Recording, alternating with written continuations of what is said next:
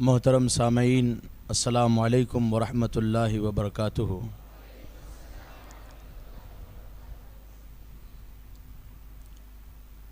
नहमदुहू व नुसल्ली अला रसूलिहिल करीम, अम्मा बाद, फ़अऊज़ु बिल्लाहि मिनश शैतानिर रजीम, बिस्मिल्लाहिर रहमानिर रहीम। या अय्युहल्लज़ीना आमनू हल अदुल्लुकुम अला तिजारतिन तुंजीकुम मिन अज़ाबिन अलीम तुअमिनूना बिल्लाहि व रसूलिहि व तुजाहिदूना फी सबीलिल्लाहि बिअम्वालिकुम व अनफुसिकुम ज़ालिकुम खैरुल लकुम इन कुंतुम तालमून। सदक़ल्लाहुल अज़ीम। पढ़िए अस्सलातु वस्सलामु अलैका या रसूल अल्लाह व अला आलिका व अस्हाबिका या हबीब अल्लाह सल्लल्लाहु ताला अलैहि वसल्लम। मेरे प्यारे आका अलैहि सलातु वसलाम के प्यारे दीवानों, हम और आप शुहदाए करबला की याद में बैठे हैं। शुहदाए करबला का जिक्र होगा और बिलखुसूस करबला से क्या कुछ सीखने को मिला, इस हवाले से दो तीन बातें आपकी खिदमत में अर्ज करूंगा। नबी पाक सल्लल्लाहु अलैहि वसल्लम ने इरशाद फरमाया, मम्माता अला हुब्बी आली मुहम्मदिन माता मुमिनम मुस्तकमिलल ईमान। जो अहले बैते पाक की मोहब्बत में मरेगा वो मोमिने कामिल होके मरेगा। फरमाते हैं मम्माता अला हुब्बी आली मुहम्मदिन माता अला सुन्नति वल जमाअह। जो अहले बैते पाक की मोहब्बत में मरेगा, दरअसल यही वो शख्स है जिसने सुन्नत और जमाअत पर मौत पाई। हत्ता के हदीस पाक में है कि रहमत आलम सल्लल्लाहु अलैहि वसल्लम इरशाद फरमाते हैं कि अहले बैते पाक से मोहब्बत करने वाला क़यामत के दिन जब आएगा तो उसकी दोनों आंखों के दरमियान लिखा होगा कि अल्लाह की रहमतों का हकदार आ रहा है। और जिसने अहले बैते पाक से मोहब्बत न की, उसकी पेशानी पर लिखा होगा आइसुम मिन रहमतिल्लाह। आज इसको अल्लाह की रहमत से कुछ भी नहीं मिलेगा। मेरे आका फरमाते हैं सल्लल्लाहु अलैहि वसल्लम, जब हम जन्नत में दाखिल होंगे तो दाखिल होने की शान ये होगी कि आगे मैं हूँगा, दाएं बाएं अली हसन हुसैन और सैयद-ए कायनात होगी, और पीछे अज़वाजे मुतहरात होगी, नबी के बीवियां। फिर मेरे आका फरमाते हैं, और जिन लोगों ने दुनिया में हमसे मोहब्बत की वो हमको चारों तरफ से घेर के रखेंगे, और इस तरह से एक साथ सब जन्नत में दाखिल होंगे। अहले बैते पाक से मोहब्बत, नबी के सहाबा से मोहब्बत, रसूल पाक से मोहब्बत, बल्कि हर उस चीज से मोहब्बत जिसको हुजूर से निस्बत है, ये मोहब्बत दुनिया में भी इज्जत दिलाएगी और आखिरत में इसका कितना फायदा है ये तो इंसान कयामत के दिन अपनी आंखों से देखेगा।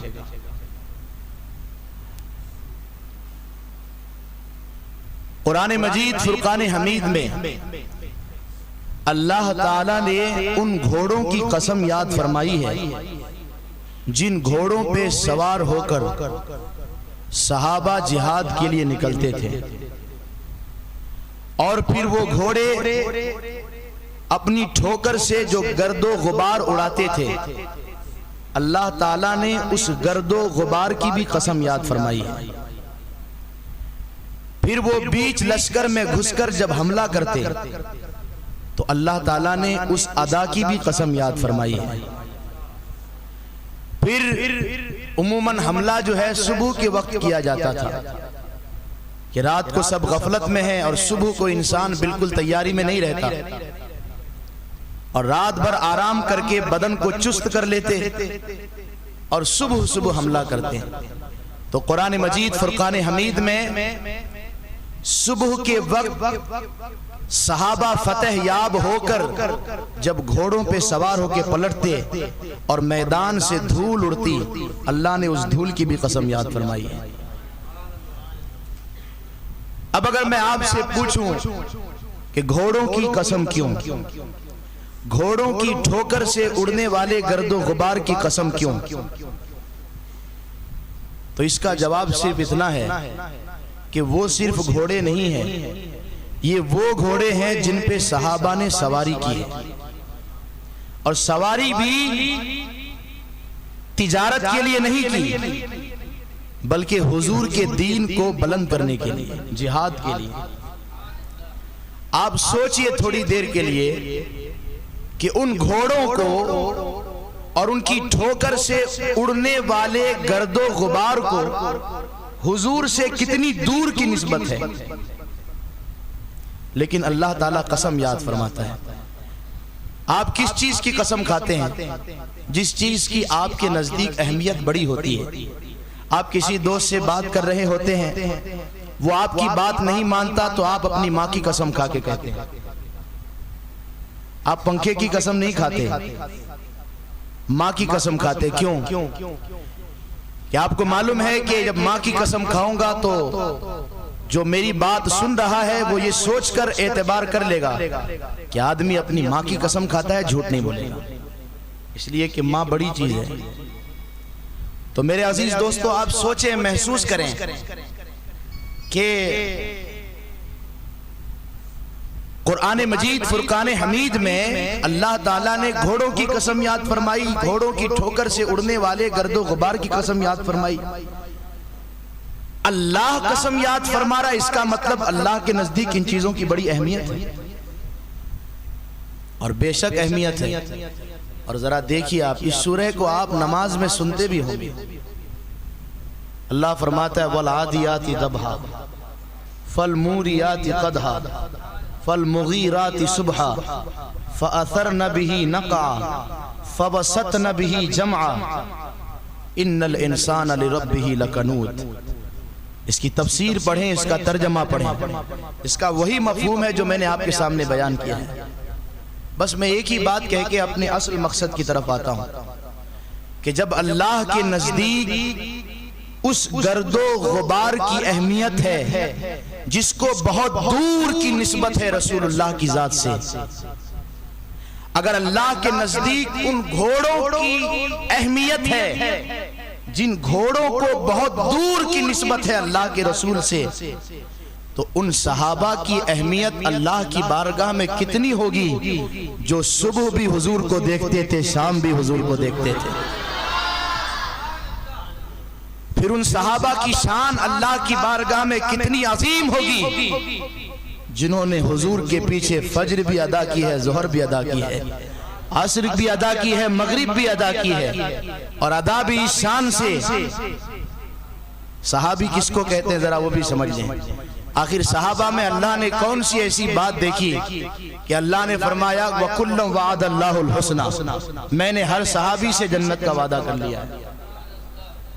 आप सोचें थोड़ी देर के लिए कि सहाबा में अल्लाह ने कौन सी ऐसी बात देखी कि अल्लाह ने फरमाया वादन अलैहि हक्का फित तौरात वल इंजील, मैंने इंजील में, तौरात में और इस कुरान में अपने ऊपर ये वादा कर लिया है कि जिसने मेरे नबी के लिए जिहाद में जान दी है। सहाबा की बात हो रही है। युकातिलूना फी सबीलिल्लाहि फयक्तुलूना व युक्तलून, कि अल्लाह की राह में लड़ते हैं तो या तो जान देकर आ जाते हैं या गाजी बन के पलट के आते हैं। तो अल्लाह फरमाता है गाजियों से भी और शहीदों से भी ये मेरा वादा है, और ये वादा तौरेत में भी था, इंजील में भी था, अब कुरान में भी उस वादे को दोहरा रहा हूँ। या अल्लाह वो वादा क्या है? तो अल्लाह फरमाता है इन्नल्लाह अश्तरा मिनल मुमिनीना अनफुसहुम व अमवालहुम बिअन्न लहुमुल जन्ना, मैंने इनकी जानों को जन्नत के बदले में खरीद लिया है। क्या मतलब? मतलब ये है कि इन्होंने अपनी जान दी, मैंने जान को खरीद लिया और बदले में मैंने जन्नत दे दी। ये सहाबा के बारे में। आप अंदाजा लगाएं कि आखिर सहाबा में ऐसी कौन सी बात थी। महसूस करें कि अल्लाह ताला ने अपनी किताब में एक जगह नहीं बार बार सहाबा की अजमत बयान की है। अल्लाह फरमाता है फ़इन आमनू बिमिस्ली मा आमनतुम बिही फ़क़द इह्तदौ, क़यामत तक अगर किसी को ईमान लाना है तो वो सहाबा की तरह ईमान लाएगा तो ही मोतबर होगा, नहीं तो ईमान मोतबर नहीं होगा। ये अल्लाह की किताब कह रही है। अल्लाह फरमाता है वइज़ा क़ीला लहुम आमिनू कमा आमनन नास, जब लोगों से कहा जाता है मुनाफिकों से कि ईमान लाओ इस तरह से कि जैसे सहाबा ईमान लेकर आए, क़ालू अनुमिनु कमा आमन अस्सुफ़हा, तो मुनाफिकीन कहने लगे कि क्या हम इन बेवकूफ़ों की तरह ईमान लाएं? अल्लाह के रसूल के सहाबियों को काफिरों ने, मुनाफिकों ने बेवकूफ कहा। अब अल्लाह को हुजूर के सहाबा से कितनी मोहब्बत है कि अल्लाह ने ये नहीं कि चलो ये भी मेरे बंदे हैं, इंसानी हैं, मैं सख्त अंदाज क्यों इस्तेमाल करूं या सख्त अल्फाज क्यों इस्तेमाल करूं। नहीं, अल्लाह ने फरमाया तुम मेरे नबी के सहाबा को बेवकूफ कहते हो, नहीं, ये तो सालिहीन है।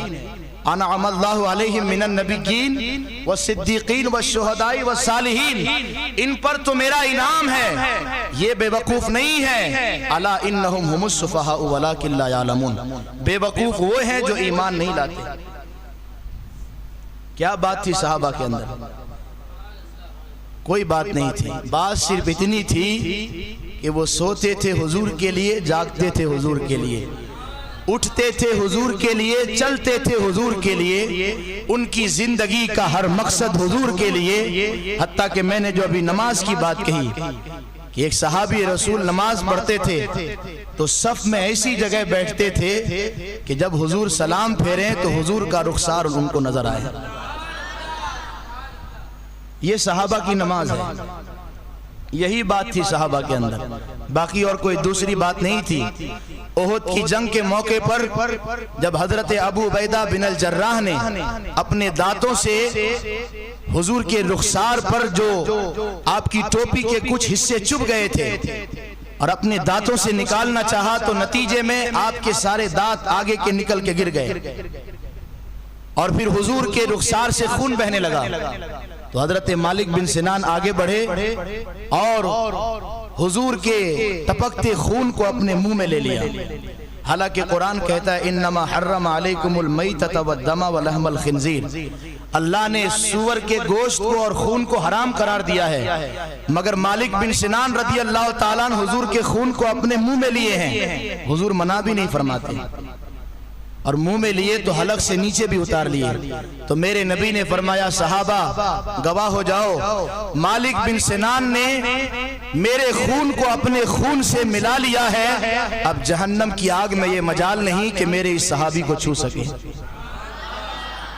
इख्तलत दमुहु बिदमी, इसका खून मेरे खून से मिल चुका है। बस सहाबा के अंदर यही बात थी और कोई बात नहीं थी।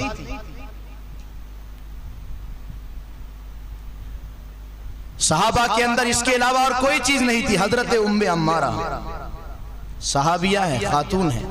मैं इंशाअल्लाह इनके हवाले से आगे कुछ कहूंगा, लेकिन ओहद की जंग के मौके पर इस खातून ने हुजूर के लिए 40 से ज्यादा जख्म सहे, बदन पे 40 से ज्यादा जख्म लगे। और हुजूर ओहद की जंग के बाद फरमाते थे आज ओहद की जंग में उम्मे अम्मारा के सिवा मुझे कोई दिखाई नहीं दिया। कि जब काफिर हुजूर पे हमला कर रहे थे तो उम्मे अम्मारा खातून होने के बावजूद हुजूर के दिफा में लगी हुई थी। जब हजरत उम्मे अम्मारा को खबर लगी कि हुजूर ने मेरी तारीफ की है तो खिदमत में हाजिर होकर अर्ज करने लगी, या रसूलल्लाह, मेरी इस कुर्बानी का मकसद इसके सिवा कुछ नहीं कि आप मेरे लिए दुआ फरमा दें कि जिस तरह दुनिया में आपकी जियारत करती हूँ, जब चाहती हूँ आपकी जियारत हो जाती है, जब जन्नत में आप पहुंचे तो वही जगह मिले जहां आपकी जियारत हो सके। यही बात थी सहाबा के अंदर। सहाबा का मकाम बहुत बुलंद है और ये बात मैं इसलिए बुनियादी तौर पर वाजे कर देता हूं कि सहाबा से मोहब्बत किए बगैर हमारा ईमान मुकम्मल नहीं हो सकता, और इसी तरह से अहले बैते पाक से मोहब्बत किए बगैर हमारा ईमान मुकम्मल नहीं हो सकता। मेरे नबी ने फरमाया, जब तक मेरे घर वालों से, अपने घर वालों से ज्यादा मोहब्बत नहीं करोगे, ईमान मुकम्मल नहीं हो सकता। और इसी तरह सहाबा के बारे में फरमाया, या असहाबी कन्नुजूम बिअय्यिहिम इक्तदैतुम इहतदैतुम, मेरे सहाबा सितारों की तरह हैं, जिनके पीछे चलोगे मंजिल मिल जाएगी। मैं ज्यादा तफसील में ना जाते हुए सिर्फ हजरत अब्दुल्ला इब्ने मुबारक का फतवा आपके सामने पेश करता हूँ। अब्दुल्ला इब्ने मुबारक इमाम आजम अबू हनीफा के उन शागिर्दों में से हैं कि अगर वो किसी रावी के बारे में या किसी आलिम के बारे में सिर्फ इतना दे कि ये आदमी ठीक ठाक है, कयामत तक के लिए वो आदमी मोतबर हो जाता है। अब्दुल्ला इब्ने मुबारक, किसी ने पूछा आपसे कि उमर बिन अब्दुल अजीज अफजल हैं या अमीर मुआविया अफजल हैं?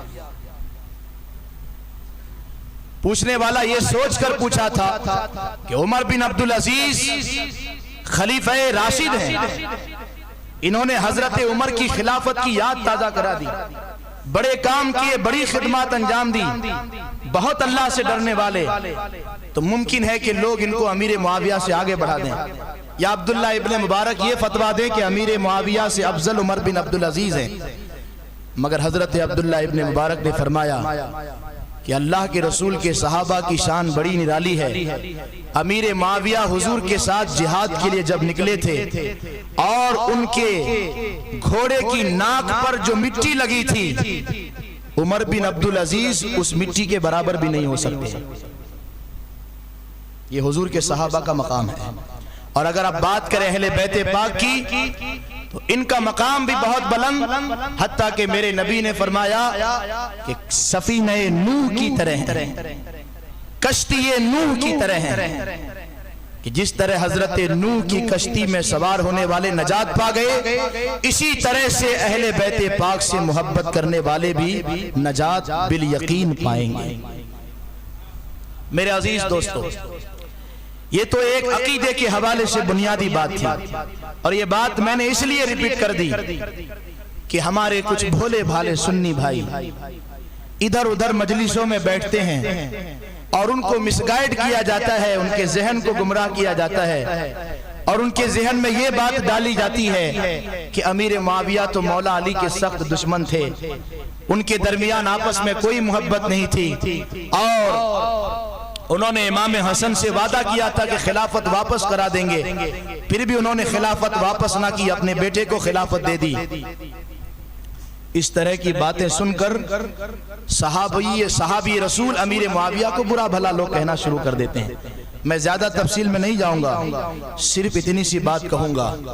अल्लामा अब्दुल रहमान जामी अलैहि रहमान ने फरमाया, मुसलमानों, अमीर मुआविया के बारे में कुछ कहने से पहले इतना जरूर सोच लेना कि कयामत तक के मोमिनों के मामू लगते हैं रिश्ते में वो, इसलिए कि हुजूर के साले हैं रिश्ते में। हजरत उम्मे हबीबा हुजूर के निकाह में आई, और यही नहीं, अमीर मुआविया के बारे में मेरे नबी ने फरमाया, या अल्लाह, अमीर मुआविया को हादी और मेहदी बना दे, या अल्लाह इसको किताब का इल्म सिखा दे और इसको दोज़ख के अजाब से बचा ले। अमीर मुआविया वो सहाबी रसूल हैं कि हुजूर पर जो कुरान उतरता था, जो वही उतरती थी, रहमत आलम सल्लल्लाहु अलैहि वसल्लम जिस सहाबा की जमात को वही लिखवाते थे, उनमें से अमीर मुआविया में है। अगर कोई अमीर मुआविया पे उंगली उठाएगा तो अल्लाह के कलाम पर उंगली उठेगी, इसलिए कि कातिबे वही हैं, वही को लिखने वाले हैं। तो इनके बारे में कुछ कहने से पहले सोचें। और रही बात ये कि जो आपको ये मिसगाइड किया जाता है कि मौला अली से कोई मोहब्बत न थी, आपस में बड़ी नाचाकी थी, ये बिल्कुल गलत बात है। मोहब्बत तो इतनी थी कि जब शाम के दरबार में अमीर मुआविया की मजलिस सजती थी तो अमीर मुआविया कहते थे, अगर किसी शायर ने मौला अली की मोहब्बत में एक शेर सुनाया तो मैं हर शेर के बदले उसको 3000 इनाम दूंगा। क्या इसको नफरत कहते हैं? क्या इसको दूरी कहते हैं? किसी ने एक मर्तबा पूछा अमीर मुआविया से कि आप अफजल हैं कि अमीर मौला अली अफजल है? यही सवाल आज भी कुछ लोगों के ज़हन में खटकता है। तो अमीर मुआविया ने फरमाया कि शेर खुदा जिस रास्ते से गुजर जाएं और गुजरने के बाद उनके पांव का नक्श जमीन पर पड़ जाए तो हमारा पूरा खानदान मिलकर अली के उस नक्शे पा का मुकाबला नहीं कर सकता। ये मोहब्बत है सहाबा की आपस में, और क्यों ना हो, इसलिए कि कुरान ने इनके दिलों की पाकीज़गी की जमानत ली है। वकर्रहा इलैकुमुल कुफ्रा वल फुसूका वल इस्यान, अल्लाह फरमाता है सहाबा के दिलों को मैंने इस तरह से पाक कर दिया है कि ये हमेशा आपस में मोहब्बत करेंगे, एक दूसरे से नफरत हो ही नहीं सकती है। और अमीर मुआविया तो रसूलुल्लाह के घर वालों से इतनी मोहब्बत फरमाते थे कि इमाम हसन से कहा करते थे, हसन जब मैं तुमको हदिया भेजूंगा और तोहफा भेजूंगा तो इतना हदिया भेजूंगा कि मैंने उतना हदिया किसी को नहीं दिया है। हजरत अकील को 70,000 दिरहम की कर्ज की जरूरत थी, खानदानी रिसालत से थे। जब आए तो शानदार तरीके से इस्तकबाल किया और अमीर मुआविया ने कहा कि 70,000 ये कर्ज क्या चीज है, ए नबी के घर वालों तुम्हारे लिए तो हमारी जानें हाजिर हैं। ये मोहब्बत है। और अगर कोई ये कहता है अमीर मुआविया रज़ी अल्लाह ताला ने यजीद को खलीफा क्यों बनाया, और जब वादा हो गया था, मुआहदे में ये बात तय हो गई थी कि खिलाफत वापस लौटाई जाएगी, तो खिलाफत वापस क्यों ना लौटाई? सुनिए, बस एक जुमला कह रहा हूं ताकि आपका जहन क्लियर हो जाए। मुझे मालूम है कि आप यकीनन उस तरह की तकरीरें सुनने के आदी होंगे कि जिसमें जो है मवाद कम और चीखो पुकार ज्यादा हो, लेकिन मैं चाहता हूं कि आपको वो रोशनी दी जाए कि जो रोशनी आपके अकीदा और ईमान की हिफाजत कर सके। इसलिए कि अगर सहाबी रसूल के बारे में किसी ने एक कलमा भी बुरा कहा, ये मैं नहीं कह रहा हूं, जिस कुरान को आप मानते हैं उस कुरान को उतारने वाला रब कहता है वो मोमिन नहीं हो सकता, उसी वक्त ईमान से गया वो। इसलिए कि मेरे नबी ने फरमाया मेरे सारे सहाबा सच्चे हैं, सारे सहाबा अदूल हैं, सारे सहाबा नेक हैं। हत्ता कि हदीस कुदसी में है कि अल्लाह फरमाता है जब दुनिया बनी नहीं थी तो असल में अल्लाह ने सारी मखलूकों के दिलों को देखा, तो अल्लाह फरमाता है सहाबा के दिलों से बढ़कर अल्लाह ने किसी मखलूक का दिल पाकीज़ा नहीं पाया, इसीलिए उनको हुजूर की सोहबत का शर्फ बख्शा और उनके दिल में हुजूर की मोहब्बत रखी। तो जिनके दिलों की पाकीज़गी का आलम यह है, उनके बारे में शक करके कोई फायदा नहीं। मगर एक बात इसलिए अर्ज कर दूं ताकि अकीदे के हवाले से बिल्कुल आपका जहन क्लियर हो जाए और आप बिल्कुल मुतमईन हो जाएं। और जब ये शेर पढ़ें तो इत्मीनान के साथ पढ़ें कि अहले सुन्नत का है बेड़ा पार, असहाबे हुजूर नज्म है और नाव है इतरत रसूलुल्लाह। इत्मीनान के साथ पढ़ें, ये नहीं कि शेर पढ़ रहे हैं और जहन में खलजान मौजूद हो, फिर फैज नहीं मिल सकता। अमीर मुआविया रज़ी अल्लाह ताला अन्हु का वसीयत नामा उठा के पढ़ें आप, वसीयत नामा कि मरने से पहले उन्होंने जो वसीयत लिखी है। इब्ने सबा यहूदी ने ऐसे हालात पैदा कर दिए थे उस वक्त, आप तारीख उठा के पढ़ें। सिर्फ ये नाम मैं आपके सामने इसलिए पेश कर रहा हूं ताकि इसकी तारीख और इसके मुतालिक आप कुछ मालूमात लें और ताकि आपको ये बात भी समझ आ सके कि ये एक यहूदी की लगाई हुई आग थी कि उस यहूदी के फितने के सबब हम अल्लाह के रसूल के सहाबा को बुरा भला कहते हैं। इब्ने सबा ने ऐसे हालात पैदा किए थे कि अमीर मुआविया रज़ी अल्लाह ताला अन्हु को कुछ दिनों के लिए मजबूरन यजीद को खिलाफत देनी पड़ी। और अगर उस वक्त हजरत अमीर मुआविया खिलाफत ना देते तो सारे शामी जिनको इब्ने सबा ने भड़का के रखा था वो सब अमीर मुआविया के खिलाफ बगावत का ऐलान करते और मदीना पर चढ़ाई कर देते। और नतीजा ये होता कि मुसलमान जिस तरह से हजरत उस्मान गनी के शहादत के बाद आपस में कट कट के मर रहे थे और खून की नदियां बह रही थी, ये खून का सिलसिला जारी रहता। अमीर मुआविया ने वसीयत नामे में लिखा है, पढ़ लें उसको उठा के। आपने लिखा, बेटा यजीद मैं तुझको कुछ दिनों के लिए खिलाफत सौंप रहा हूं, जैसे ही मुसलमानों के हालात ठीक हो जाएंगे वादे के मुताबिक खिलाफत हुसैन के सुपुर्द कर देना। बात खत्म हो गई। अब अमीर मुआविया के दामन पर बाल बराबर भी धब्बा नहीं रह जाता, इसलिए कि इमाम हसन ने भी हालात को देखकर, माहौल की नजाकत को देखकर और मुसलमानों के खून को रोकने के लिए अमीर मुआविया से सुलह की थी। तो ये कोई ऐब की बात नहीं, मुसलमानों की भलाई के लिए कभी कभी ऐसा कदम उठाना पड़ता है। और अमीर मुआविया रदी अल्लाह ताला अन्हु ने खिलाफत देने के बाद यूं हाथ उठाकर दुआ की, या अल्लाह अगर ये खिलाफत के लायक न रहा और उसने इस मनसब का सही इस्तेमाल न किया तो ऐ मेरे मालिक, मैं बाप हो के दुआ करता हूं मेरे बेटे को खिलाफत की नेमत से महरूम कर देना। और हुआ भी वही। और वसीयतनामा उठा के पढ़े, उसमें आपने लिखा, यजीद अपने घर वालों से ज्यादा हसन के घर वालों से मोहब्बत करना, अपने घर वालों से ज्यादा हसन के घर वालों का ख्याल रखना जिस तरह से मैंने ख्याल रखा है। क्या ये सारी बातें सामने आने के बाद अमीर मुआविया के हवाले से कोई बात कहने की गुंजाइश रह जाती है? बिल्कुल नहीं। और ये इसलिए नहीं रह जाती कि मेरे आका ने इनके दिलों की सफाई की जमानत दी है। अल्लाह रब्बुल इज्जत ने इनके दिलों पर ईमान को नक्श कर दिया है। उलाइका कतब फी कुलूबिहिमुल ईमान, अल्लाह ने इनके दिलों में ईमान को नक्श कर दिया है।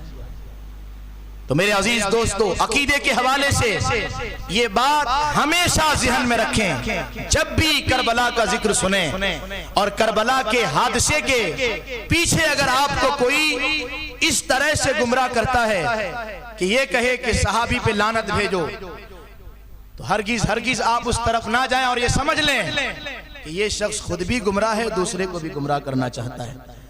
आप हमेशा हुजूर के इस फरमान को याद रखें कि मेरे नबी ने फरमाया, अहले बैत कश्ती नूह की तरह हैं और सहाबा सितारों की तरह हैं। कश्ती पर अगर चलना है तो सितारों की भी जरूरत है, और सिर्फ सितारों से कोई समंदर का सफर पार नहीं कर सकता कि समंदर पे चल के पार हो जाए, कश्ती की भी जरूरत है।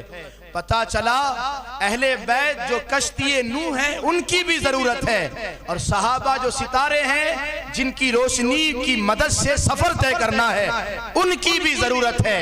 और हमारे इमाम अहले सुन्नत फाजिले बरेलवी रहमतुल्लाह अलैह को हम जज्बे अकीदत के साथ इसलिए सलाम करते हैं कि इमाम अहले सुन्नत ने जहां ये कहा कि तेरी नस्ले पाक में है बच्चा बच्चा नूर का, तू है ऐने नूर, तेरा सब घराना नूर का, वही इमाम अहले सुन्नत ने यह भी कहा सिद्को अदलो करमो हिम्मत में चार सू शोहरे हैं इन चारों के, बहरे तस्लीम अली मैदा में सर झुके रहते हैं तलवारों के, और कैसे आकाओं का बंदा हूँ रजा बोल बाले मेरी सरकारों के।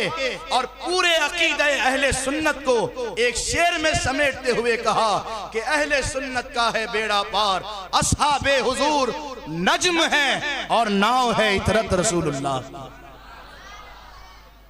पूरे अकीदे अहले सुन्नत को एक शेर में समेट दिया इमाम ने। तो इमाम अहले सुन्नत को हम इसीलिए अपना इमाम मानते हैं कि हुजूर जो अकीदा देकर गए और 1400 साल से अइम्मा ने जिस अकीदे की हिफाजत की, जब उस अकीदे को छीनने की कोशिश की गई तो इमाम ने रात दिन 1.5 घंटा मिलाकर सोकर आराम करके सिर्फ 1.5 घंटा हमारे अकीदे की हिफाजत की। वक्त आने पर अपनी जायदाद भी फरोख्त कर दी इमाम ने। उस इमाम का एहसान हम नहीं भूल सकते। हम जोहर बाद भी मौका मिले तो पढ़ेंगे और फज्र बाद भी मौका मिले तो पढ़ेंगे। डाल दी कल्ब में अज़मते मुस्तफ़ा सैयदी आला हजरत पे लाखों सलाम। किलके रजा है खंजरे खूखार बरखबार, आदा से कह दो खैर मनाए नशर करें। मेरे अजीज दोस्तों, ये तो अकीदे के हवाले से एक बुनियादी बात थी जो मैंने आपके सामने रखी, सिर्फ इसलिए सहाबा के बारे में बिल्कुल जबान बंद रखी। हुजूर ने 3 मरतबा अल्लाह का नाम लेकर, अल्लाह का वास्ता देकर अपनी उम्मतियों को फरमाया, अल्लाह अल्लाह अल्लाह फी अस्हाबी, ऐ मेरे उम्मतियों मैं तुम्हें अल्लाह का वास्ता देता हूँ, अल्लाह का वास्ता देता हूँ, अल्लाह का वास्ता देता हूँ, मेरे सहाबा के बारे में कभी बुरा मत कहना। बात समझ में आई आपको? सहाबा की कुर्बानी बहुत अजीम है और उनकी कुर्बानियों का एहसान इतना अजीम है कि कयामत तक के मुसलमानों के सर झुके रहेंगे उनके एहसानों के सामने। इन्होंने अपनी जानों की परवाह नहीं की, इन्होंने अपने घर की परवाह ना की। जब वक्त आया हुजूर के लिए जिस चीज की कुर्बानी की जरूरत पेश आई, इन्होंने कुर्बानी दी है। अब तारीख उठा के पढ़ ले, मैं उस तरफ नहीं जाना चाहता। बहरहाल मेरे अजीज दोस्तों, करबला अहले बैत पाक से भी मोहब्बत जरूरी है और इनसे भी मोहब्बत किए बगैर हम नजात नहीं पा सकते। मगर इस वक्त जो बात मुझे आपकी खिदमत में अर्ज करनी है, मैंने कुरान की आयत पढ़ी है। अल्लाह फरमाता है, या अय्युहल्लज़ीना आमनू, तवज्जो से सुने आप। हमारी आदत सी हो गई है, इतनी मजलिसें होती है, इतनी महफिलें सजती है, इतने प्रोग्रामात होते हैं, मगर इसका असर सिर्फ मजलिस तक बस।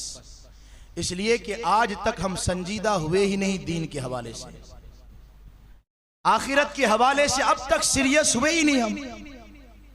अभी 2 मिनट भी नहीं गुजरेंगे महफिल से गुजरने के बाद, बस हमारी वही पुरानी आदत, पुराना रवैया। ज्यादा हंसना बंद कर दीजिए अल्लाह के वास्ते। आप मुसलमान हैं, आप मुसलमान हैं, ज्यादा हंसना बंद कर दीजिए। आप हंसने के लिए नहीं पैदा हुए। मेरे नबी ने फरमाया, कब्र में क्या होता है, अगर जो मैं देखता हूं तुम देख लो, हंसना बंद कर दोगे, सिर्फ बैठकर रोगे। और जिनको खबर थी वो कब्र देख के ही रोते थे। हजरत उस्मान गनी जब कब्र के पास पहुंचते थे तो इतना रोते थे कि दाढ़ी भीग जाती थी। लोग कहते थे कि जब जन्नत और जहन्नम का जिक्र होता है आप इतना नहीं रोते, कब्र की बात आती है तो दाढ़ी भीग जाती है आंसुओं से। तो आपने फरमाया, मेरे नबी ने फरमाया कि आखिरत की मंजिलों में सबसे पहली मंजिल कब्र है। और मेरे नबी ने फरमाया, कब्र में आजमाइश जितनी सख्त होती है ईमान वाले की, उतनी बड़ी आजमाइश तो ईमान वालों की दज्जाल के फितने के वक्त नहीं होगी। हालांकि दज्जाल एक बहुत बड़ा फितना है, लोग उसको खुदा कह बैठेंगे, मगर मेरे नबी ने फरमाया उससे बड़ी आजमाइश तो कब्र में होगी। इसीलिए गौस पाक फरमाते हैं, बहुत मुबारक रिसाला है, अहले इल्म के लिए मैं उस रिसाले का नाम ले रहा हूं। पढ़ें एक मरतबा गौस पाक को। 11वीं शरीफ में आप गौस पाक के नाम से नियाज करते हैं, मगर उनकी किताबें भी पढ़ें। गौस पाक ने कुरान मजीद की तफसीर भी लिखी है। और गौस पाक की जिंदगी का मामूल क्या था मैं आपको बताऊं। फजर के बाद वजीफा करके बैठते थे, जोहर तक हदीस पढ़ाते थे, जोहर बाद बैठते थे, असर तक तजवीद के साथ लोगों को कुरान पढ़ाते थे, और असर बाद बैठते थे, मगरिब तक दुनिया से आने वाले फतवों का जवाब देते थे। उस वक्त के सबसे बड़े मुफ्ती का नाम अब्दुल कादिर जिलानी, मुफ्ती आज़म इस्लाम थे गौसे पाक। और मगरिब के बाद मुरीदों की तरबियत फरमाते थे, और इशा के बाद किताबों का मुताला फरमाते थे, और खाना खाने के बाद आधी रात तक नफल पढ़ते थे, और फिर सोए कि नहीं सोए, फिर थोड़ा सा आराम करके कि बस तहज्जुद की नमाज हो जाए, उठ के तहज्जुद की नमाज पढ़ते थे। ये मोमिन की लाइफ स्टाइल है। हाँ, ये हकीकत में मोमिन की जिंदगी ऐसी होती है। ये तो हमने दूसरों के देखा देखी ये सब बना लिया है कि संडे को घूमने जाना चाहिए, जुमा को पुलाव बनना चाहिए, और एक दिन अगर पुलाव बन गया तो दूसरे दिन दूसरी डिश बननी चाहिए। खाने पीने और पहनने में पूरी जिंदगी खत्म हो गई, मस्जिदें वीरान की वीरान रह गई। हालांकि एक बुजुर्ग ने बड़ी प्यारी बात कही कि तुम्हारी जिंदगी का आधा हिस्सा सोने में गुजर जाता है। आप सोचे कभी कि हम रात को सोते हैं? रात को नहीं सोए तो फजर बाद सोएंगे तो असर या जोहर में उठते हैं। सोते तो हैं, बहरहाल 8-9 घंटा तो सोते ही हैं। उस बुजुर्ग ने कहा जिंदगी का आधा हिस्सा सोने में गुजार दिया। हालांकि कयामत में अल्लाह ये नहीं पूछेगा कि दिन में क्या किया था जब सो के उठा था, बल्कि अल्लाह ये पूछेगा कि पूरी जिंदगी में तूने क्या किया। उसमें रात को भी जोड़ा जाएगा।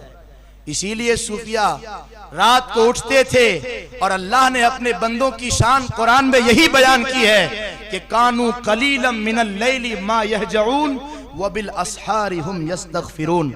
मेरे बंदे रात को बहुत कम सोते हैं, और जब पूरी आबादी सो जाती है, रात का आधा हिस्सा गुजर जाता है, तो ये उठ के कहते या अल्लाह हमारे गुनाहों को माफ कर दे, इस्तिग़फ़ार करते।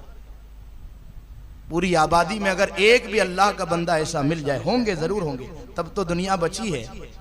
नहीं तो हमारे गुनाहों की वजह से अगर अल्लाह गिरफ्त फरमा ले तो कोई जमीन पर चलने वाला बाकी नहीं रह जाए। वलो युआखिदुल्लाहु नासा बिमा कसबू मा तरका अलैहा मिन दाब्बा। अल्लाह फरमाता इतने गुनाह करते हो कि गुनाह पर अगर फौरन पकड़ लूं तो कोई जिंदा नहीं बचेगा। ये हुजूर के सदके बचे हुए हैं। बहरहाल ये बात मैं इसलिए कह रहा हूं कि तकरीरों को संजीदगी से सुने, और इतना वक्त दे रहे हैं, महसूस करें, मुहासबा करें कि जो कहा जा रहा है क्या कहा जा रहा है, किस दुनिया की बात हो रही है, हमारे लिए इसमें क्या है। कोई अफसाना बयान हो रहा है, कोई कहानी बयान हो रही है, कि कुछ होमवर्क भी दिया जा रहा है आपको। गौस पाक की बात कर रहा था कि आपने एक रिसाला लिखा, सिर्रुल असरार फीमा यहताजु इलैहिल अबरार। अगर वो जुमला मैं आपको सुना दूं, मुमकिन है कि थोड़ा सा टेंशन हो जाए आपको। आज बहुत सारे लोग कहते हैं ऐसी तकरीर करो कि सिर्फ नारे लगे, और ऐसी तकरीर करो कि सुभान अल्लाह के शोर में कुछ सुनाई ना दे, और ऐसी तकरीर करो कि दिल को सुकून मिले, टेंशन ना हो। टेंशन वाली तकरीर मत करो कि दोज़ख में जाएंगे, आग जलाएगी, इस तरह की बात ना करो। मैं कहता हूं मोमिन होता ही वो है जो दिन रात कब्र के बारे में टेंशन लिए रहता है। ईमान वाला होता ही वही है कि जो एक एक सांस सोचता है अगर अभी मौत आ गई तो क्या होगा। एक अल्लाह के बुजुर्ग थे, घर में कब्र खोद के रखे थे। जैसे ही गुनाह का ख्याल आता था कब्र में सो जाते थे, और अपने आप से कहते थे देख यही तेरी कब्र है, यही तेरा घर है। गुनाह करता है, यहां आके लेट जाना है। फिर नफ्स गुनाह का हुक्म नहीं देता, कब्र से बाहर निकलते थे, कहते थे अल्हम्दुलिल्लाह अल्लाह ने गुनाह से बचा लिया। लेकिन यहां आदमी गुनाह करता है और हंसता हुआ आबादी में फिरता रहता, कोई टेंशन नहीं उसको। वजह क्या है कि कहीं ना कहीं किसी ने इनको खुशखबरी सुना दी है कि आप कुछ भी कर लो, कुछ भी कर लो, 40 साल की उम्र हो जाए, दाढ़ी मत रखो, हुजूर फिर भी बख्शवा ले जाएंगे। एक सजदा ना करो, हुजूर फिर भी बख्शवा ले जाएंगे, सब कुछ हो जाएगा। वो अब्दुल कादिर कि जो कहते हैं मशरिक या मगरिब के किनारे से मेरा मुरीद मुझको पुकारे तो मैं लब्बैक कहते हुए उनकी मदद को पहुंचूंगा। आप फरमाते हैं दुनिया से जाने के बाद कब्र में हुजूर को सबसे ज्यादा जिस चीज का गम सताता है, सुन रहे हैं आप लोग, गौस पाक फरमाते हैं, अब मैं इस पर कुरान की आयत पेश करूंगा और आपको कहूंगा कि अगर यकीन नहीं आता है मौलवियों की तकरीर पर तो आप खुद कुरान पढ़ लें, अल्लाह की बात पे तो यकीन आ ही जाएगा। ये एक नई जहरीली सोच पैदा हो रही है और हम इसको अपनी बातों में इस्तेमाल भी करते हैं। इमाम साहब का काम ही है बोलना, मौलाना साहब का काम ही है बोलना, और कुछ लोग तो नीचे उतर के कहते हैं मौलवियों का काम ही है बोलना। और हमारे कुछ नौजवानों को इतना भूत सवार रहता है अपनी हीरोगिरी दिखाने का कि वो कहते हैं मुल्लाओं का तो काम ही है बोलना। नायबे रसूल को गाली के तौर पर मुल्ला कहते हो, क्या मुंह दिखाओगे रसूलुल्लाह? तुमको मालूम नहीं है कि आलिम दीन का मकाम क्या है। मेरे आका फरमाते हैं जब कौसर में मैं जाम पिलाऊंगा हौज़े कौसर से तो सबको नंबर लगाना पड़ेगा, मगर जब मेरी उम्मत का आलिम आएगा तो मैं खुद कहूंगा रास्ता दो, मैं इसको अपने हाथों से पिलाना चाहता हूं। मेरी उम्मत का आलिम आ रहा है, मैं इसको अपने हाथों से जामे कौसर पिलाऊंगा। तो गौस पाक क्या फरमाते हैं जरा सुनिए। फरमाते हैं जिस चीज का गम वफात के बाद हुजूर को सबसे ज्यादा सताता है वो क्या है?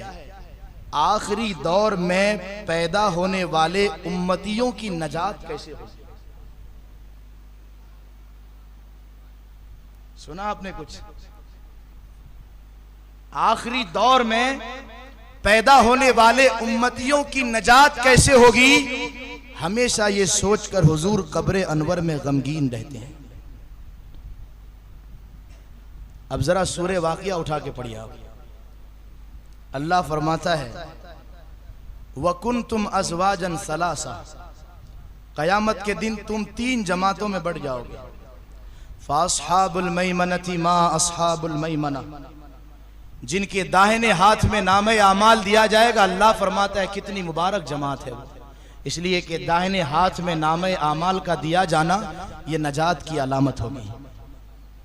फिर अल्लाह फरमाता है वास्हाबुल मशअमति मा अस्हाबुल मशअमा, और जिनके बाएं हाथ में नामे आमाल होगा वो कितनी बदकिस्मत जमात है। अब आगे सुनिए, कुरान पढ़ लीजिए तर्जमा उठा के, ताकि खुशफहमी की दीवार थोड़ी सी गिर सके आपकी। अल्लाह फरमाता है वस्साबिकून अस्साबिकून, जो पहले पहले ईमान लेकर आए। खैरुल कुरूनी करनी सुम्मल लजीना यलूनहुम सुम्मल लजीना यलूनहुम, मेरे नबी ने फरमाया सबसे बेहतरीन जमाना मेरा जमाना है, उसके बाद जो मेरा जमाना आए, फिर उसके बाद जो उससे मिला हुआ जमाना हो। सहाबा का जमाना, ताबईन का जमाना, तबे ताबईन का जमाना, और हमको इस जमाने में ऐसे लोग मिल जाते हैं कि जिनके ईमान की कसम खाई जा सकती है।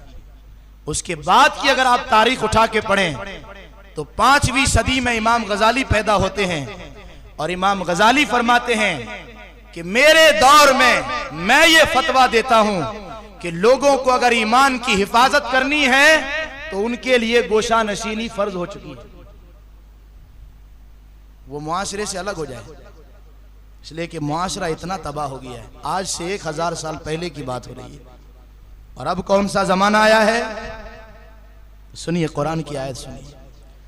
अल्लाह फरमाता है वस्साबिकून अस्साबिकून, जो पहले पहले ईमान लेकर आए। उलाइकल मुकर्रबून, यही तो अल्लाह से करीब हो गए। फी जन्नातिन नईम, यही लोग जन्नतुन नईम में होंगे, जन्नत के बागों में होंगे।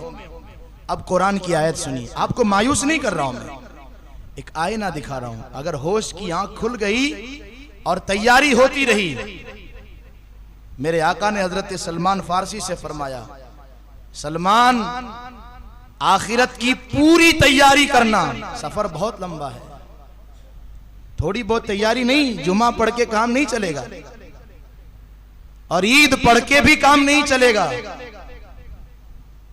थोड़ी तैयारी नहीं, पूरी तैयारी। अल्लाह फरमाता है सुल्लतुम मिनल अव्वलीन, जन्नत नईम में जाने वाले कौन होंगे? सुल्लतुम मिनल अव्वलीन, जो अव्वल के लोग हैं उन्हीं में से ज्यादातर लोग होंगे। व कलीलुम मिनल आखिरीन, जो आखिर में आए वो तो मुट्ठी भर गिनती के चंद लोग होंगे। कुरान कह रहा है भाई, तो हमको परवाह है? नहीं परवाह है। आप कहेंगे क्यों नहीं परवाह है? मैं कहूंगा अगर परवाह है तो बूढ़े होने के बावजूद भी चेहरे पे दाढ़ी क्यों नहीं? आपको कैसे कहूं कि परवाह है? बिल्कुल परवाह नहीं है। और आप ये समझते हैं कि 2-3 सजदा करके फर्ज अदा हो गया, तो इमाम मुस्लिम को शहादत होने से पहले ये कहने की जरूरत न थी कि 700 दिरहम एक कूफी से लिया हूं, उसको अदा कर देना। क्यों? रसूलुल्लाह के घर से निस्बत रखते थे, खानदान रिसालत से ताल्लुक रखते थे। कभी नमाज ना छूटी, कभी फर्ज तो क्या नफल तक ना छूटी, मगर शहादत से पहले क्या वसीयत कर रहे हैं? खून होठों से जारी है और मौत सामने रक्स कर रही है, और फरमाते हैं, ऐ इब्ने साद, फुला कुफी से 700 दिरहम कर्ज लिया हूं, वापस कर देना। क्यों? ऐ इमाम मुस्लिम, शहादत हो जाएगी, शहीद का दर्जा बहुत बुलंद है, तुम्हारी बख्शिश तो यूं ही हो जाएगी, वो 700 दिरहम कर्ज भी अदा करना जरूरी है। यही तो समझाना है कि किसी छोटे से गुनाह को छोटा मत समझ के छोड़ मत देना। अल्लाह ने पूछ लिया तो उसी का हिसाब नहीं दे पाएंगे। इसीलिए हदीस पाक में है कि क़यामत के दिन जब अल्लाह फरमाएगा फिरिश्तों से, दोज़खियों की जमात अलग करो, जन्नतियों की जमात अलग करो, तो फिरिश्ते कहेंगे, या अल्लाह, दोज़खियों में कितनों को खड़ा करें, जन्नतियों में कितनों को खड़ा करें? तो अल्लाह फरमाएगा, दोज़खियों में 1000 में से 999 और जन्नत में सिर्फ 1 को खड़ा करो। इस हदीस को पढ़ने के बाद जब मैंने गौर किया तो यहां पहुंचा कि शायद हमारी सोसाइटी में 1000 में सही मानों में 1 ही ईमान वाला है। यह हकीकत है, कड़वी हकीकत है। आज अगर इसको न बताए तो शायद इससे ज्यादा गफलत तारी हो जाए। इमाम गजाली रहमतुल्लाह अलैह ने फरमाया कि जो कौम नमाज नहीं पढ़ती, हुजूर की सुन्नतों पे अमल नहीं करती, अगर कोई आलिम उस जमात को जन्नत की बशारत देता है तो उस मुआशरे में शैतान को जाने की जरूरत नहीं, वो आलिम उस कौम को बर्बाद करने के लिए काफी है। और आपने फरमाया, इबलीस के भी कुछ खुलफा होते हैं, और वो आलिम जो बेअमल कौम को जन्नत की बशारत देता है वो खलीफा इबलीस है, वो इबलीस का खलीफा है। इसलिए मैं खुले लफ्जों में कह रहा हूं आपसे, और बहुत अदब के साथ कह रहा हूं, आपकी आखिरत को सुधारने के लिए, आपकी आंखें खोलने के लिए, आपके ईमान के हवाले से आपको बेदार करने के लिए पूरी तैयारी कीजिए। सुबह से शाम तक, शाम से सुबह तक एक सांस भी गफलत में ना गुजरे।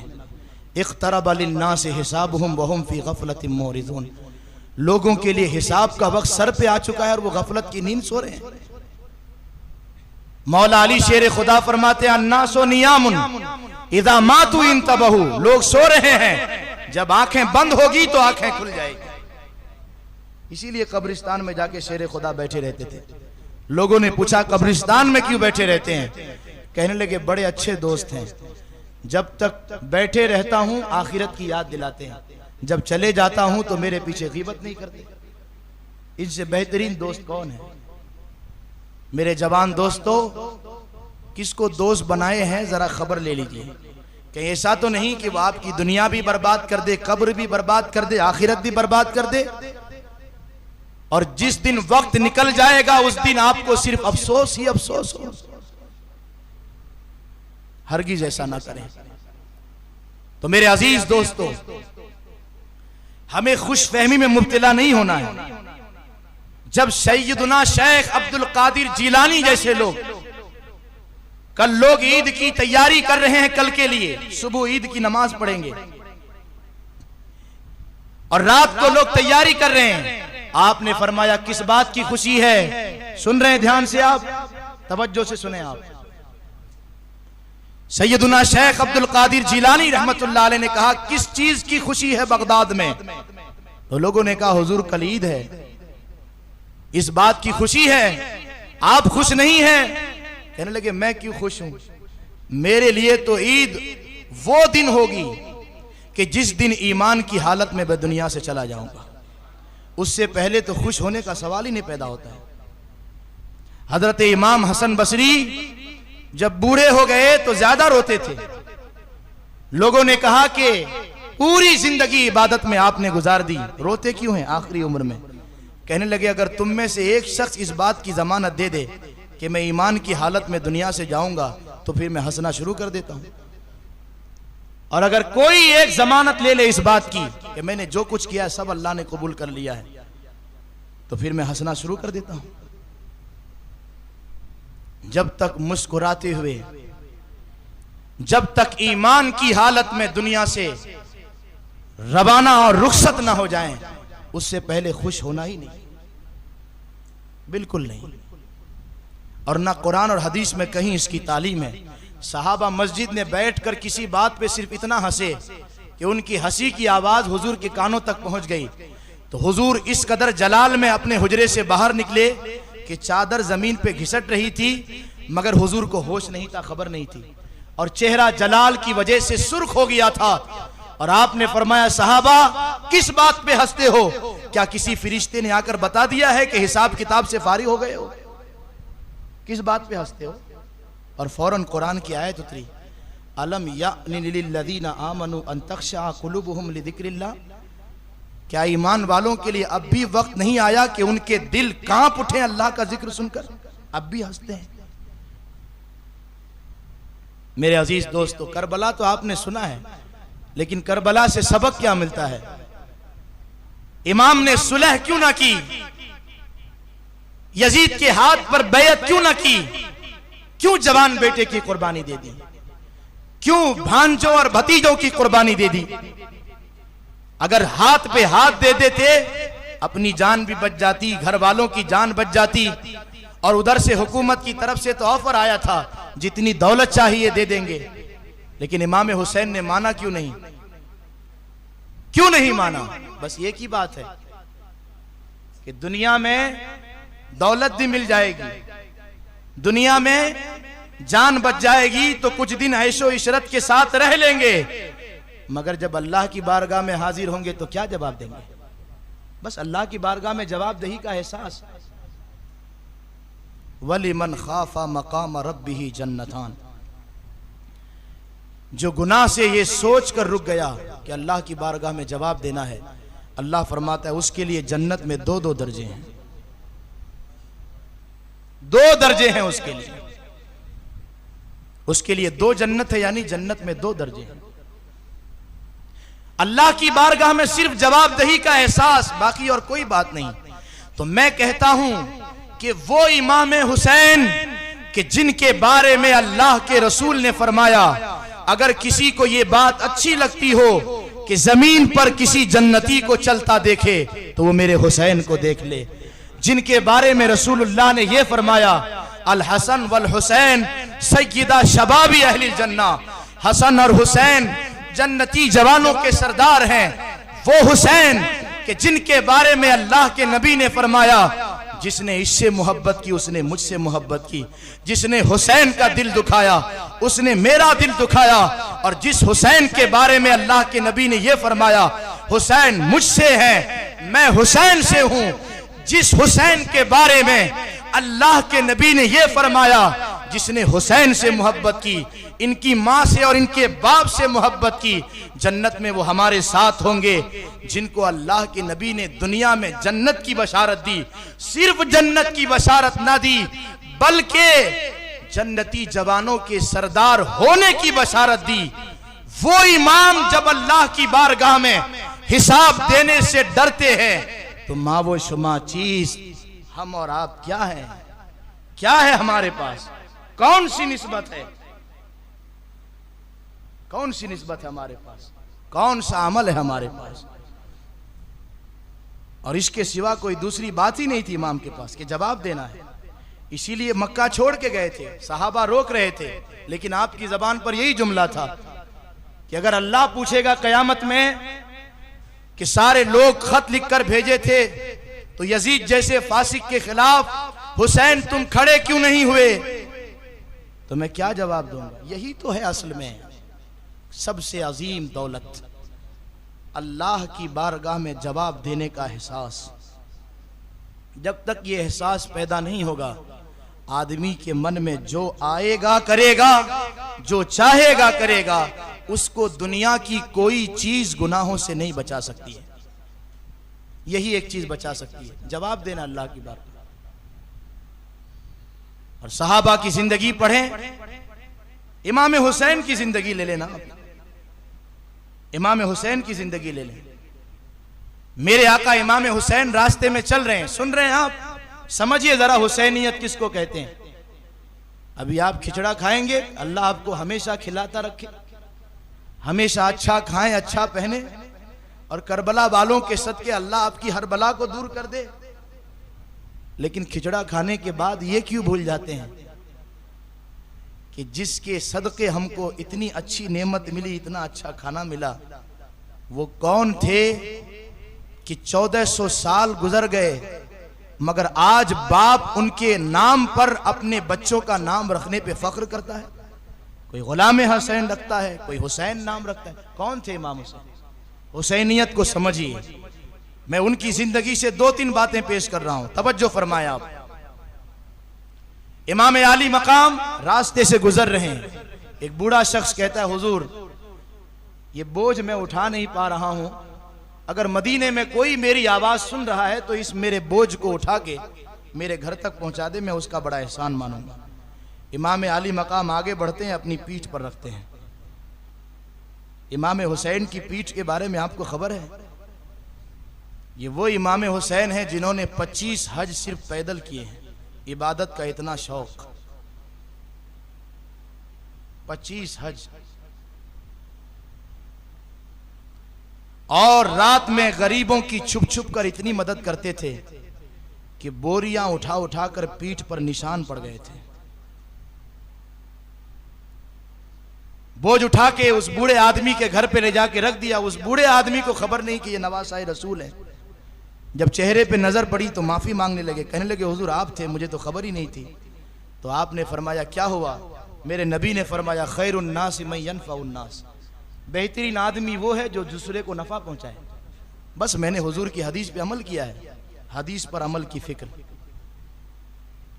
अमल वकुली मलू फसयरल्लाहु अमलकुम व रसूलुहु। अल्लाह फरमाता है अमल करो, कयामत के दिन मैं सिर्फ अमल ही देखूंगा।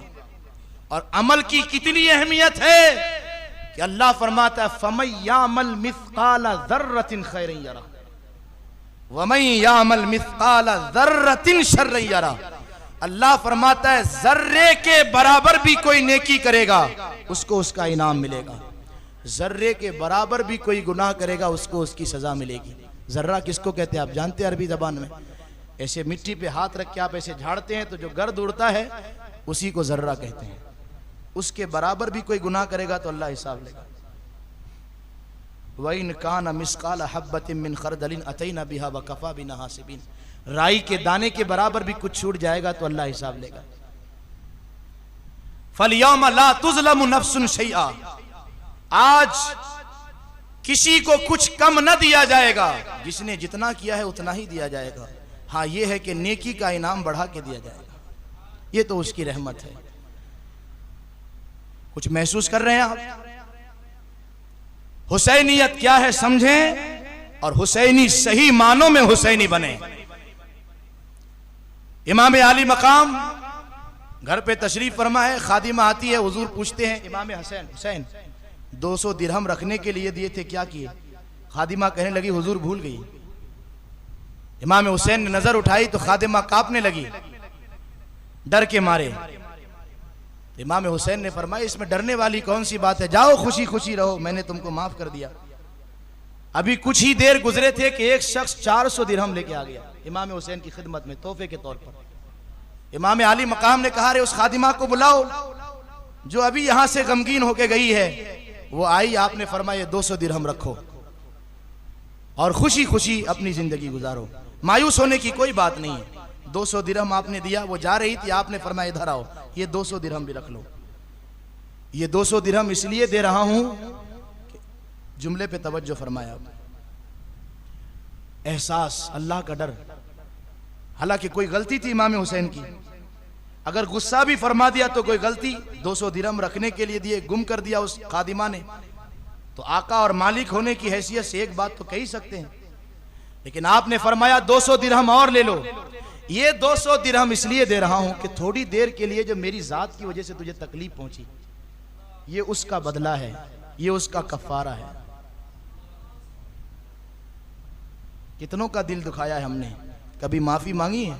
यहां तो दिल भी नहीं दुखाया, शायद तकलीफ पहुंच गई हो तो उसके बदले में कफारे के तौर पर 200 दिरहम दे रहे हैं। एक मर्तबा खादिम सालन लेके आता है, पांव किसी चीज में फंस गया, पूरा सालन इमाम के कपड़े पे गिर गया। उस जमाने के गुलाम जो है ना हाफिज कुरान होते थे, फौरन कुरान की आयत पढ़ी, कहने लगे अल-काज़िमीन अल-गैज़, इमाम गुस्से से देख रहे हैं आप। अल्लाह फरमाता है ईमान वाला अपने भाई के लिए गुस्से को पी जाता है। कुरान की आयत पढ़ी गई, यहां तो 50 तकरीरें सुनने के बाद भी एक आयत पर अमल नहीं होता, और इमाम हुसैन ने आयत सुनी, फौरन उस पर अमल किया। ये हुसैनियत है, यही हुसैनियत है। अल्लाह का पैगाम सुनो, फौरन अमल शुरू कर दो, कि आगे की सांस का कोई भरोसा नहीं है।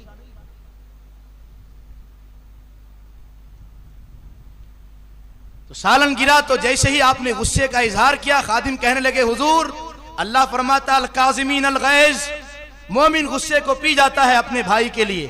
आपने फरमाया मैं गुस्से को पी गया। उन्होंने कहा नहीं, अल्लाह आगे फरमाता है वल आफ़ीना अनिन नास, मोमिन माफ भी कर देता है। आपने फरमाया कद अफ़ौतु अन्का, जा मैंने तुझको माफ भी कर दिया। उस खादिम ने कहा नहीं, सिर्फ माफ नहीं करता बल्कि कुछ बढ़ा के भी देता है, और बढ़ा कर देने वाले को अल्लाह महबूब रखता है, वल्लाहु युहिब्बुल मुहसिनीन। तो इमाम हुसैन ने फरमाया जा मैंने तुझको आजाद कर दिया, और जब तक तू जिंदा रहेगा तेरा और तेरे घर वालों का खर्चा मैं उठाऊंगा। ये हुसैनियत है। घर पे मेहमान बैठे हैं, पानी लेते हाथ में, कहते सब हाथ निकालो, आज मैं हाथ तुम्हारा मैं धुलाऊंगा। लोग हाथों को पीछे खींचने लगे, कहने लगे आप नवासे रसूल हैं, आपकी ये अजमतें, आप हाथ धुलाएंगे। तो आपने फरमाया मैं सब कुछ हूं, मगर मुझको भी तो हुजूर की हदीस पे अमल करना है, कि मेरे नबी ने फरमाया जो अल्लाह और उसके रसूल पर ईमान रखता है वो मेहमान की मेहमान नवाजी करे। सब हाथों को बाहर निकालो, मैं हाथ धुलाऊंगा। कहने लगे आप फुला हैं, आप फुला हैं। कहने लगे मैं फुला फुला हूं, मगर थोड़ी देर के लिए आदमी भी समझ लो आप। ये अखलाक है, ये हुसैनियत है। समझें इमाम हुसैन कौन है। तो मेरे अजीज दोस्तों, मोहतरम बुजुर्गों, हकीकत में अगर आपसे कहूं तो हुसैनियत नाम की कोई चीज हमारे अंदर नहीं है। ये आखिरी बात मैं कह रहा हूं, वक्त 5 मिनट ज्यादा हो चुका है। अगर आप ध्यान से और दिलचस्पी से सुन रहे हैं तो बराए मेहरबानी एक मर्तबा सुभान अल्लाह बोलो। एक बात सिर्फ आखिरी कह रहा हूं आपसे, मैं कुरान की आयत का तर्जमा भी नहीं कर सका सही से, जिसकी मैंने तिलावत की है। आज हमारी बहनें और हमारी बच्चियां दीन इस्लाम छोड़कर दूसरे के दीन को कबूल कर रही हैं, है कि नहीं? बुर्के की हालत में जाती हैं। हुसैनियत का मतलब सिर्फ वो किरदार नहीं है जो इमाम हुसैन की जात से ताल्लुक रखता है। हुसैनियत दरअसल इस्लाम की दूसरी ताबीर का नाम है, हुसैनियत। बस ये 2-3 जुमले आप तवज्जो से सुने और महसूस करें कि हम कहां खड़े हैं।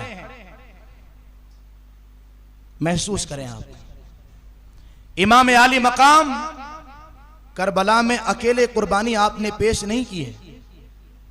करबला में आपकी बीबी हजरत याला ने भी कुर्बानी पेश की है। करबला में हजरत ज़ैनब ने भी कुर्बानी पेश की है। करबला में हजरत शहर बानू ने भी कुर्बानी पेश की है। और जो दूसरी खवातीन आई थी उन्होंने भी अपनी जानों का नजराना पेश किया है। जिस तरह मेरे इमाम ने सब्र किया है उस तरह से हजरत याला ने भी सब्र किया है। क्या ये कोई मामूली बात है एक माँ के लिए कि बेटा सर पे दस्तार सजा के आके कहे कि माँ अब मैं जा रहा हूं अल्लाह की राह में लड़ने के लिए, और माँ खुशी खुशी इजाजत दे और कहे कि बेटा जाओ अपने बाप के लिए लड़ो, तुमसे पहले तुम्हारे बाप की शहादत नहीं होनी चाहिए। इमाम हुसैन जब कदम बढ़ा रहे थे तो हजरत ज़ैनब आई, कहने लगी कि जब तक मेरे बच्चे हैं आप नहीं जाएंगे मैदान में, औनो मोहम्मद की जान की कुर्बानी मैं पेश करती हूं। ये हजरत ज़ैनब का किरदार है करबला में। आपने कुछ समझा, कुछ महसूस किया? इस्लाम की खवातीन तो वो भी थी कि जो अपने बेटे के सर पे दस्तार सजा के अल्लाह की राह में शहीद होने के लिए भेजती थी। सुनो मुसलमानों, मेरे नबी ने ऐलान फरमाया, अल्लाह की राह में निकलो। एक खातून दूध पीते बच्चे को लेकर गोद में आ गई और कहने लगे, हुजूर मैं बेवा हूं, एक बच्चा है, दूध पीता बच्चा, इसको आप लेकर जाएं। हुजूर ने फरमाया, ये लड़ सकता है जिसको लेकर आई है? वो कहने लगी, लड़ तो नहीं सकता, मैं भी जानती हूं, लेकिन और कोई है भी तो नहीं? मैं जानती हूं कि अपने बाप की यादगार है, इसे देखकर मेरे दिल को तसल्ली होती है, लेकिन आपने कहा है ना कि जिससे जो हो सके पेश करे, मेरे पास इसके सिवा कुछ है ही नहीं। मैं जानती हूं कि ये लड़ नहीं सकता, मगर काफिरों की तरफ से तीर चले तो ढाल तो बन सकता है ना। तीर पहले मेरे बच्चे को लगे, किसी इस्लाम के सिपाही को ना लगे। ये भी तो खवातीन थी, ये भी तो इस्लाम लाने वाली और ईमान वालियां थी, लेकिन इनका किरदार देखें। करबला में सैयदा ज़ैनब ने क्या कुछ नहीं खोया, सब खो दिया। दीन नहीं खोया उन्होंने, हया नहीं खोई। जंगे खंदक के मौके पर जवान बेटे की शहादत हुई, मां पर्दे के साथ लाश उठाने आती है तो एक सहाबी कहते हैं कि बेटे की लाश देखकर तो मां काबू से बाहर हो जाती है और तू लाश भी उठाने आई है तो पर्दे के साथ। तो उस खातून ने जवाब दिया, बेटा मैंने खो दिया है, हया नहीं खोई है मैंने। दीन पर हर हाल में अमल करना है, दीन को नहीं छोड़ना है। हजरत उम्मे अम्मारा 40 जख्म लगे मगर फिर भी हुजूर के लिए लड़ती रही। हजरत खुनसा 4 जवान बेटे शहीद हो गए। किसी ने आके कहा, खुनसा एक जवान बेटा भी तेरा बाकी नहीं रहा, अब किसके सहारे तू जिएगी? उन्होंने लंबी सांस ली और कहा, अल्हम्दुलिल्लाह, अल्लाह का शुक्र है कि अल्लाह ने मुझको 4 शहीदों की मां बना दिया। ये भी तो अब खवातीन थी।